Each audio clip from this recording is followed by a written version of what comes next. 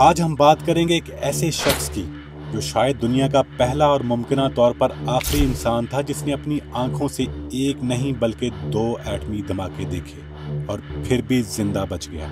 एक बार ऐसी तबाही का सामना करना ही जान निकाल देने के लिए काफी होता है, लेकिन ये शख्स 3 दिन के फर्क से 2 बार इस क़यामत से गुजरा और दोनों बार मौत को शिकस्त दी। आप सोच रहे होंगे कि ये कैसे मुमकिन है, कैसे कोई इंसान एक नहीं बल्कि 2 एटमी धमाकों से जिंदा बच सकता है। तो आइए शुरू करते हैं आज की वीडियो। ये कहानी उस शख्स की है जिसने हिस्ट्री के सबसे खौफनाक लम्हों को अपनी आंखों से देखा और जिंदा वापस लौट आया। उस शख्स का नाम था त्सुटोमो यामागुची, जो नागासाकी का रहने वाला था और पेशे के लिहाज से एक इंजीनियर था। यामागुची उस वक्त मित्सुबिशी में काम करता था, लेकिन मई 1945 में उसे 3 महीने के एक डिजाइन प्रोजेक्ट के लिए हिरोशिमा भेजा गया। उस वक्त जापान जंग के आखिरी और सबसे खतरनाक मरहले में दाखिल हो चुका था। मुल्क के कई शहर अलाइड फोर्सेस के फजाई हमलों से जलकर तबाह हो गए थे, मगर हिरोशिमा अब भी हैरानकुन हद तक महफूज था। हर तरफ हरियाली और बहते दरिया, ऐसा लगता था कि जैसे जंग कहीं और हो रही है। शुरू के चंद हफ्ते तो पुरसुकून गुजरे, मगर जून आते ही फिजा बदलने लगी। जंग के सायरन अब रोज सुनाई देने लगे थे, जैसे ये भी जिंदगी का मामूल बन गए हों। खाने पीने का सामान खत्म होने लगा और जुलाई में तो इवैक्यूएशन शुरू हो गई थी।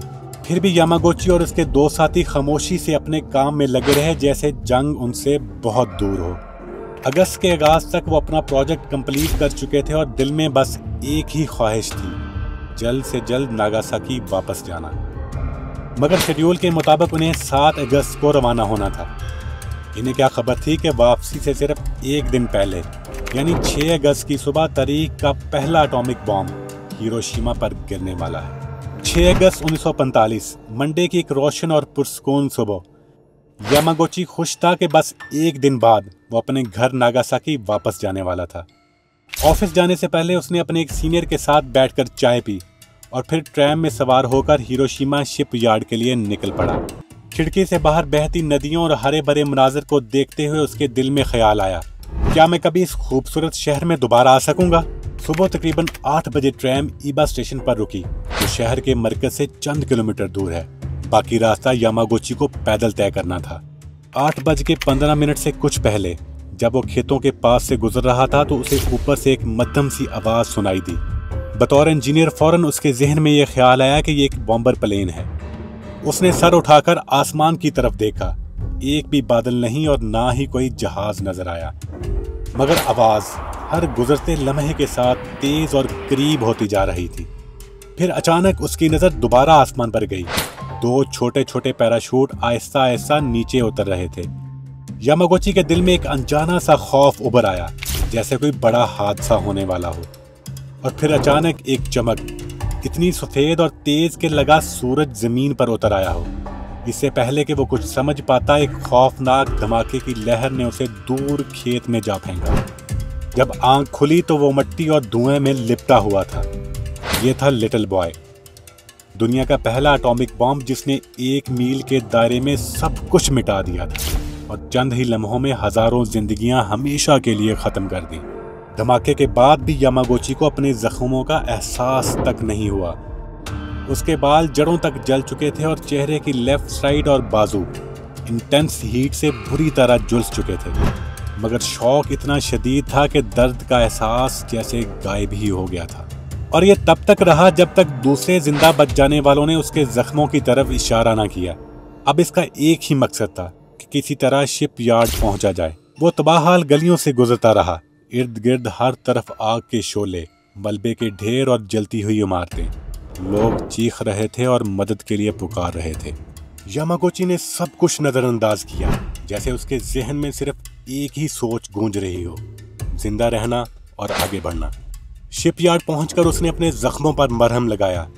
थोड़ी देर के लिए सांसें बहाल की और फिर ये देखकर हैरान रह गया कि उसके दोनों कोलीग जो नागासाकी से उसके साथ आए थे, उसके सामने जिंदा और सलामत खड़े थे। वो इसे तलाश करने निकले थे, लेकिन दिल ही दिल में ये मान बैठे थे कि वो धमाके में मारा गया है। शाम के तकरीबन 5 बजे सर्वाइविंग वर्कर्स को शहर से निकालने का इंतजाम किया गया। इन्हें कश्ती के जरिए उइजा हार्बर ले जाया गया। जहां उनको पता चला कि वो नागासाकी अगले दिन वापस जा सकेंगे। इसलिए सब ने अपना सामान पैक किया और वापसी की तैयारी में लग गए। अगली सुबह वो पैदल स्टेशन की तरफ रवाना हुए। रास्ते में जो मुनाजर उनकी आंखों के सामने आए वो किसी डरावने ख्वाब से कम न थे। पूरे के पूरे कस्बे मिट्टी में मिल चुके थे। इमारतें राख का ढेर बन चुकी थी। सड़कों और पुलों पर जली हुई लाशें बिखरी पड़ी थी और चंद लोग जिंदा बचे थे, वो भी जख्मों और शदीद जलन से कांप रहे थे। यामागुची ने बाद में इस लम्हे को याद करते हुए कहा, शुरू में तो ये सब देखकर दिल दहल गया, लेकिन कुछ ही देर बाद हम इस कदर बेहिस हो चुके थे कि कोई मंजर चाहे कितना ही हौलनाक क्यों ना हो हमें हिला नहीं सका। घंटों मुसलसल पैदल चलने के बाद वो और उसके साथी बिलाखिर वक्त पर स्टेशन पहुंचे और नागासाकी जाने वाली ट्रेन में सवार हो गए।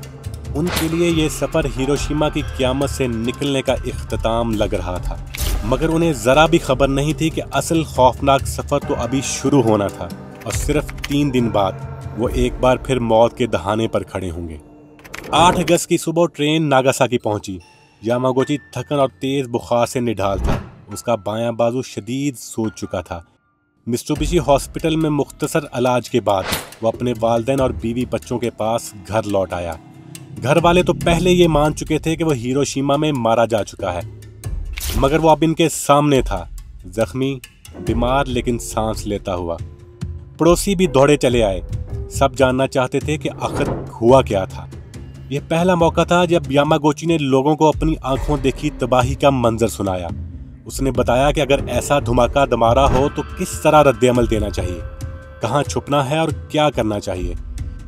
लेकिन इसे यह अंदाजा भी नहीं था कि सिर्फ चंद घंटों बाद उसका दिया हुआ यह मशवरा हकीकत में जिंदगी और मौत के बीच एक फर्क साबित करने वाला होगा।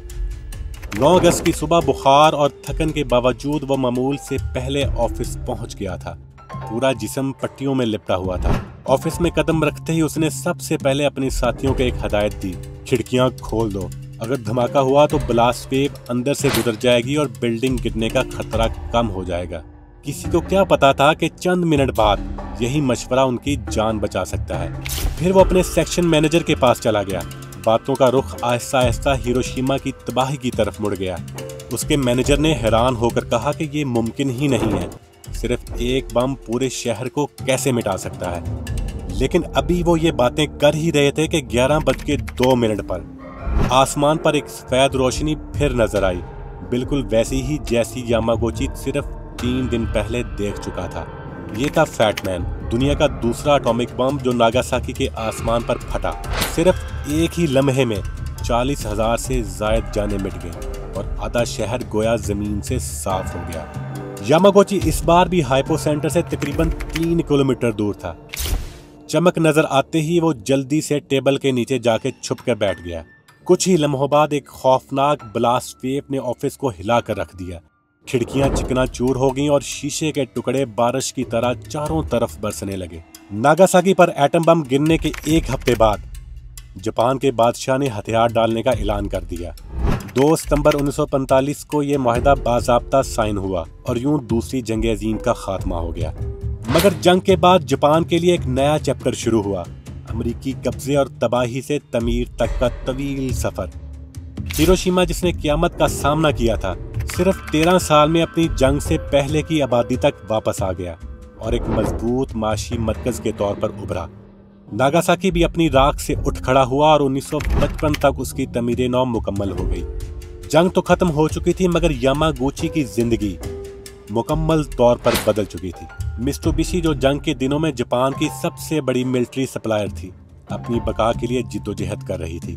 कंपनी को मजबूरन अपने 20,000 मुलाजमीन फारिग करने पड़े और यामागुची भी उन बदकिस्मत लोगों में शामिल था। नौकरी खत्म होने के बाद उसने अमेरिकी ऑक्यूपेशन फोर्सेस के लिए क्लर्क और ट्रांसलेटर के तौर पर काम किया। फिर तकरीबन 1 दहाई तक मुख्तलिफ स्कूलों में इंग्लिश पढ़ाकर अपना गुजर बसर किया। बिलाखिर 1956 में किस्मत ने उसे वहीं पहुंचा दिया जहां से उसका सफर शुरू हुआ था, नागासाकी शिपयार्ड। यहाँ वो रिटायरमेंट तक काम करता रहा। वक्त के साथ बमबारी के जख्म तो भरने लगे, मगर ये एक तवील और अजियतनाक सफर था। यामागुची की बेटी याद करती है कि जब तक वो 12 साल की हुई, उसके वालिद का जिस्म तकरीबन हमेशा बैंडेजेस में लिपटा रहा। जैसे वो जंग की यादों को अपने साथ बांधे फिर रहा हो। रेडिएशन के असरात और उस क़यामत के मनाजर उसकी जिंदगी का हिस्सा बनकर हमेशा उसके साथ रहे। जब जापानी हुकूमत ने एटमी हमलों में बच जाने वाले लोगों, जिन्हें हिबाकुशु कहा जाता है, को सरकारी तौर पर मानना शुरू किया तो यामागुची ने भी एक दरख्वास्त दी, लेकिन उस वक्त उसने सिर्फ नागासाकी का जिक्र किया, हिरोशिमा का नहीं। उसने ये बात तकरीबन 60 साल तक छुपाए रखी, क्योंकि यामागुची ने कभी ये नहीं चाहा कि दुनिया उसे किसी हीरो के तौर पर जाने। फिर जनवरी 2009 में जब वो 92 साल का हो चुका था, उसने हिम्मत की और बताया कि वो दोनों धमाकों हिरोशिमा और नागासाकी का गवाह है। इस बार हुकूमत ने उसकी बात मान ली और मार्च 2009 में यामागुची को सरकारी तौर पर दुनिया का पहला और वाहिद शख्स माना गया जो 2 एटमी हमलों से जिंदा बच चुका था। एक ऐसा इंसान जो 2 बार मौत को करीब से देखकर भी जिंदा रहा और फिर उसने पूरी दुनिया को अपनी कहानी सुनाई। हकीकत यह है कि यामागुची अकेला नहीं था, इसके कई साथी और तकरीबन 200 लोग हिरोशिमा से बचकर नागासाकी पहुंचे और फिर दूसरी क़यामत का सामना किया। मगर तारीख के अवराक पर इस एजाज़ के साथ सिर्फ एक नाम हमेशा के लिए दर्ज हो गया, त्सुतोमो यामागुची। 93 साल की उम्र में जनवरी 2010 को यामागुची हमेशा के लिए खामोश हो गया, लेकिन उसकी खामोशी एक गहरी बात कह गई। वो खुद तो चला गया मगर अपनी पूरी जिंदगी से एक पैगाम दे गया, ऐसा पैगाम जो आज भी हर इंसान के लिए है। अगर हमने पिछली तबाही से कुछ ना सीखा तो यही तबाही दोबारा भी हो सकती है।